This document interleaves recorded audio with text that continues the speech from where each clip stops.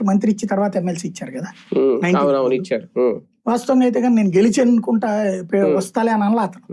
తీసుకున్నాడంటే అర్థం ఏంటి, తనకు పవర్ కావాలని ఉన్నది ఫీలింగ్. రెండోసారి ఓడిపోయినటువంటి సందర్భంలో కూడా నిలబడ్డాడు అక్కడే మంగళగిరి డెవలప్మెంట్ చేసుకోవడం వెనకాల ఓ మంచి స్ట్రాటజీ పాటించుకొచ్చాడు.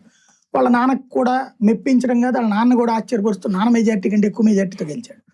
తద్వారా తనదైంది తను నిరూపించుకున్నాడు వాళ్ళ కుటుంబానికి, పార్టీ కార్యకర్తలు. తర్వాత వచ్చేటప్పటికి మంత్రి పదవి తీసుకున్నాడు కదా. నేను ఏకంగా సీఎం అవుతాను ఈసారి, నాకు మంత్రి వద్దాం లేదు కదా అంటే తనకి అట్లా తీసుకోవాలని ఉంది. టైం ఉన్నప్పుడే మనం అందుకోవాలనే ఫీలింగ్ ఉంది కాబట్టి అతను నేను పోరాడతాను. ఇప్పుడు జగన్ ఉన్నప్పుడు జగన్ నన్ను మంత్రిని చేయని అడగల. ఎంపీగా అడిగింది కూడా వివేకానంద రెడ్డిని అడిగాడు. వివేకానంద రెడ్డిని ఎంపీగా నేను ఇవ్వాలనుకుంటున్నాను బాబాయ్ అనగానే అతను రాజీనామా చేశాడు. కానీ అప్పుడు కాంగ్రెస్ ఒప్పుకోలేదు. ఒప్పుకోబోయేటప్పుడు కోపం వచ్చింది అతనికి మరి. కానీ 2009లో రాజశేఖర రెడ్డి మళ్ళీ ఒప్పించి అతను ఎంపీని చేశాడు. అతను కోరుకుంటున్నాడు కదా అనేసి నడిచింది.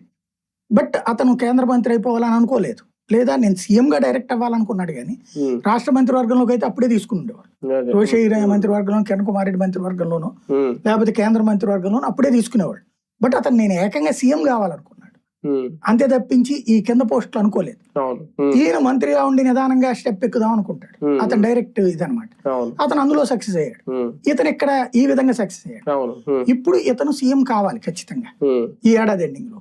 దీనికి తన కార్యకర్తల్లో ఫస్ట్ ఎంత కాదన్నా వద్దన్నా తన సామాజిక వర్గంలో ఒక అసంతృప్తి వస్తుంది. కాబట్టి వాళ్ళందరినీ నా వ్యూహం మీరు అర్థం చేసుకోండి, మీరు ఎక్కువ వాగద్దు, అదే కదా డైరెక్ట్ గా మాట్లాడింది, మీరు ఏం మాట్లాడతారు, మీ ఇష్టం వచ్చినట్టు మాట్లాడితే ఎట్లా అనుకుంటున్నారు అనేది చెప్పారు కదా, మీరు ఎవరు మాట్లాడవాకండి అని చెప్పాడు. తద్వారా లేదు